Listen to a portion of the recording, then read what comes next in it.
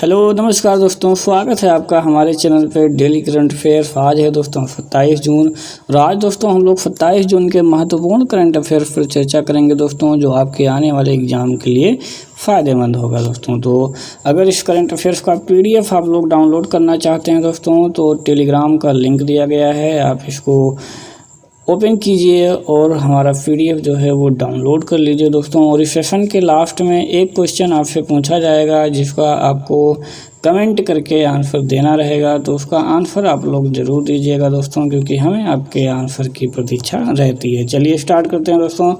हाल ही में किस राज्य सरकार ने राज्य में गौपालन को लाभप्रद बनाने, गोबर प्रबंधन और पर्यावरण सुरक्षा के लिए गोधन न्याय योजना को, ये याद रखना है, गोधन न्याय योजना शुरू करने का फैसला किया है दोस्तों। तो गोधन न्याय योजना कहाँ पे शुरू किया जाएगा?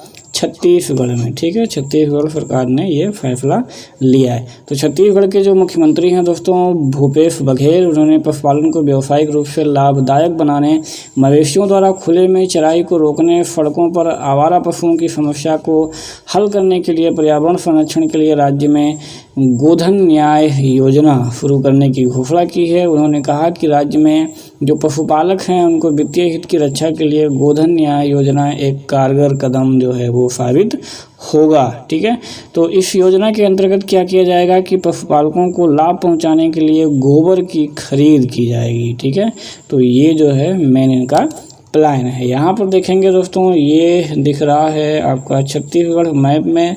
आप लोग हर एक स्टेट का मैप जो है वो देखते रहिए। आपके पास भी मैप है तो उसको देखिए, नहीं तो मोबाइल पर ओपन कर करके आप हर एक राज्य की मैप देखते जाइए। उनके जो CM है वो भी हम बताते जाते हैं, तो इस प्रकार से उनके CM भी आप लोग याद करते जाइए। ठीक, चलिए अब यहाँ पे CM तो आप लोगों ने देख लिया, भूपेश बघेल, और ये है यहाँ मैप पर छत्तीसगढ़। छत्तीसगढ़ की जो स्थापना हुई थी दोस्तों वो कब हुई थी? 1 नवंबर 2000 को। ठीक है, 1 नवंबर 2000 को। तो ये भी आपको नोट कर लेना है। ठीक, नेक्स्ट क्वेश्चन देखेंगे दोस्तों। साल 2023 में होने वाले महिला विश्व कप फुटबॉल के लिए ऑस्ट्रेलिया और किस देश को संयुक्त रूप से मेज़बानी मिली है? तो ऑस्ट्रेलिया और न्यूजीलैंड को मेज़बानी मिली है दोस्तों। आइए देखते हैं थोड़ा सा डिस्क्रिप्शन में। 2023 में होने वाले महिला फुटबॉल वर्ल्ड कप की मेज़बानी ऑस्ट्रेलिया और न्यूजीलैंड को मिल गई है। जापान पहले से ही इस टूर्नामेंट की मेज़बानी से पीछे हट गया था। इसके बाद ऑस्ट्रेलिया और न्यूजीलैंड की दावेदारी काफ़ी मजबूत हो गई थी। फीफा ने कहा कि ऑस्ट्रेलिया और न्यूजीलैंड के फुटबॉल फेडरेशन को 35 वोटों में से 22 वोट हासिल हुए, जिससे कि टूर्नामेंट की मेज़बानी लेने में सफल रहे। ऑस्ट्रेलिया और न्यूजीलैंड ने इससे पहले कभी भी दोस्तों महिला विश्व कप की मेज़बानी नहीं की थी। यह पहला अवसर होगा जबकि 2 परिसंघ मिलकर विश्व कप का आयोजन करेंगे। तो यहाँ पर देखिए, ये दोस्तों जो मैप में दिख रहा है ये आपका ऑस्ट्रेलिया है, और यहाँ पर ये जो दिख रहा है ये क्या है? न्यूजीलैंड है। न्यूजीलैंड में 2 पार्ट हैं दोस्तों, ये यहाँ से ब्रेक होता दिख रहा होगा, तो ये नॉर्थ है और ये साउथ है। ठीक है, तो न्यूजीलैंड के 2 पार्ट हैं। चलिए नेक्स्ट क्वेश्चन देखते हैं। भारतीय रेलवे यानी कि इंडियन रेलवे ने बड़ा फैसला लेते हुए सभी नियमित मेल, एक्सप्रेस और यात्री ट्रेन सेवाओं को साथ जो उपनगरीय ट्रेनें हैं वो कितनी तारीख तक रद्द कर दी गई हैं? तो वो दोस्तों 12 अगस्त तक के लिए रद्द कर दी गई हैं। तो कोरोना के लगातार मामले बढ़ रहे हैं, इसको देखते हुए सभी जो रेगुलर ट्रेन हैं उनको रद्द कर दिया गया है। गुरुवार को कहा कि जितने भी नियमित मेल, एक्सप्रेस और यात्री ट्रेन सेवाओं के साथ जो उपनगरीय ट्रेनें हैं वो 12 अगस्त तक क्या कर दी जाएंगी? रद्द कर दी जाएंगी। और जितनी भी स्पेशल ट्रेनें हैं वो चलती रहेंगी। इससे पहले 30 जून तक ये सभी रद्द कर दी गई थी, लेकिन खोल दिया गया था।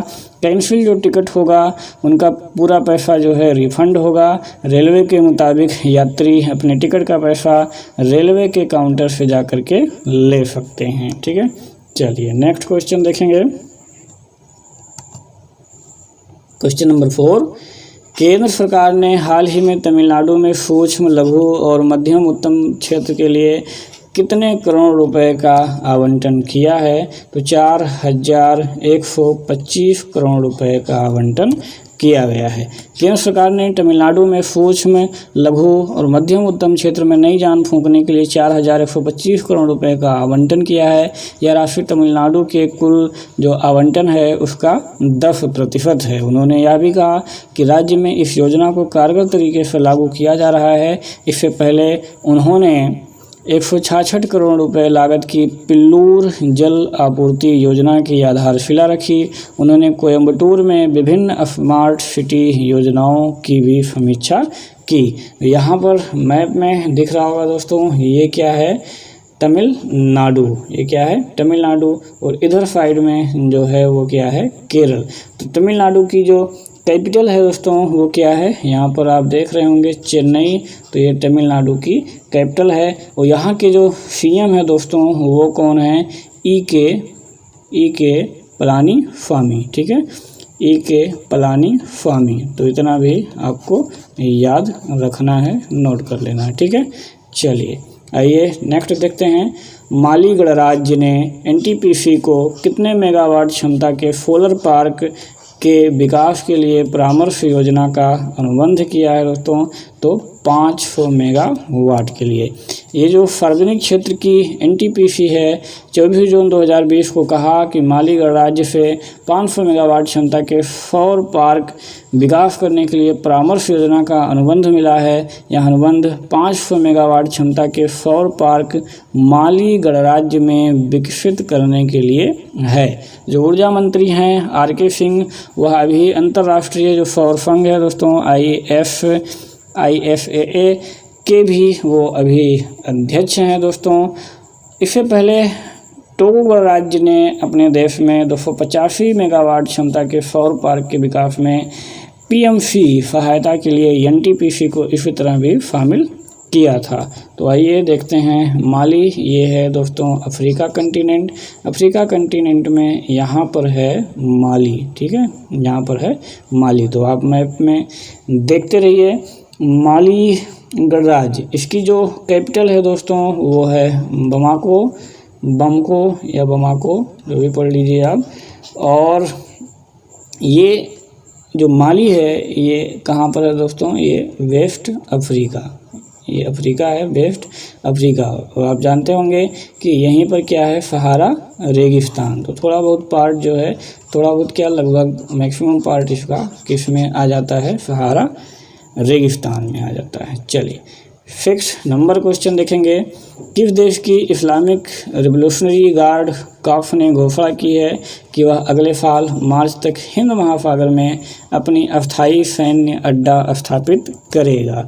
तो अपनी अस्थायी सैन्य अड्डा हिंद महासागर में कौन स्थापित करेगा? तो वो ईरान करेगा दोस्तों। ईरान की इस्लामिक रिवोल्यूशन गार्ड काफ यानी कि IRGC ने घोषणा की कि वह अंतर्राष्ट्रीय जल में अपनी उपस्थिति का विस्तार करने के लिए हिंद महासागर में एक अस्थायी आधार स्थापित करने की योजना बना रही है। समाचार एजेंसी सिन्हुआ की रिपोर्ट के मुताबिक ईरान के supreme leader Ayatollah Ali Khamenei ने IRGC को देश से दूर पानी में अस्थायी उपस्थिति देने का काम सौंपा है। IRGC मार्च 2021 के अंत तक हिंद महासागर में एक अस्थायी आधार बनाने की योजना बना रहा है। तो आइए यहाँ हम मैप में देखते हैं। तो ये है दोस्तों इंडिया के बाद पाकिस्तान, यहाँ अफ़गानिस्तान, और ये जो आपको दिख रहा है ये पूरा क्या है दोस्तों, ईरान। ठीक है, तो ईरान की जो बॉर्डर है वो अफ़गानिस्तान और इधर पाकिस्तान से मिल रही है और इधर तुर्कमेनिस्तान से। ठीक है, तो आपको मैप पे केवल दिखाना होता है हर एक प्लेस कि वो प्लेस कहाँ पर है, ताकि आपके माइंड में एक हल्की सी मैप बनी रहे। नेक्स्ट क्वेश्चन देखते हैं। केंद्रीय मंत्रिमंडल ने उत्तर प्रदेश के किस शहर में हवाई अड्डे को अंतर्राष्ट्रीय हवाई अड्डे के रूप में घोषित किए जाने की स्वीकृति दे दी है? तो वो कहाँ पर है, कुशीनगर हवाई अड्डा। प्रधानमंत्री नरेंद्र मोदी की अध्यक्षता में केंद्रीय मंत्रिमंडल ने उत्तर प्रदेश में कुशीनगर हवाई अड्डे को अंतर्राष्ट्रीय हवाई अड्डे के रूप में घोषित किया है।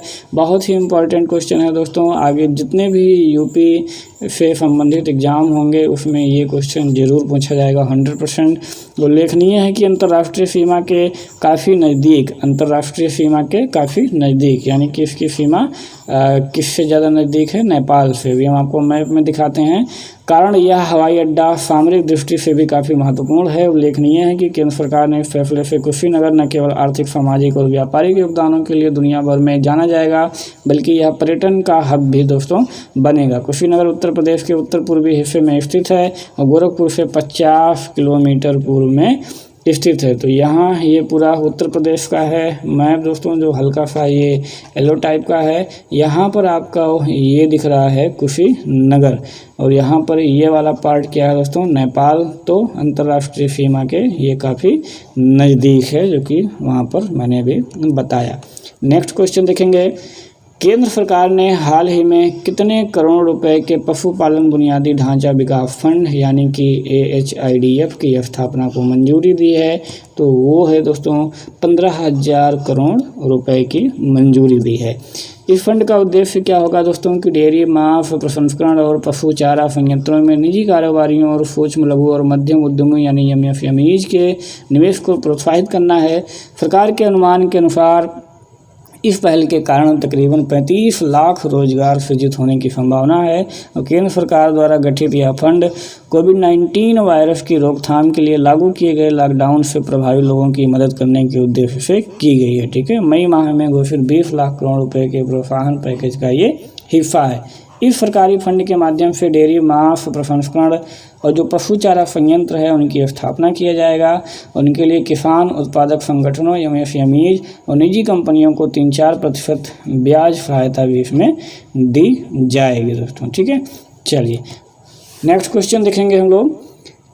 किस राज्य सरकार ने कोरोना के दौरान मुख्यमंत्री दूरवर्ती शिक्षा कार्यक्रम के तहत स्कूली बच्चों को बेहतर शिक्षा की दिशा में एक महत्वपूर्ण कदम उठाया है? तो वो है दोस्तों हरियाणा सरकार ने। हरियाणा सरकार ने कोरोना के दौरान मुख्यमंत्री दूरवर्ती शिक्षा कार्यक्रम के तहत स्कूली बच्चों को बेहतर शिक्षा की दिशा में एक और महत्वपूर्ण कदम उठाया है। रिलायंस जियो टीवी के साथ उन्होंने समझौता किया है, जिसके अनुसार क्या होगा दोस्तों कि जियो टीवी के साथ किए गए करार के तहत जो एजुसेट होते हैं, एजुसेट के जो चारों चैनल हैं अब कहाँ आएंगे? जियो के प्लेटफार्म पर पूरे निःशुल्क उपलब्ध होंगे।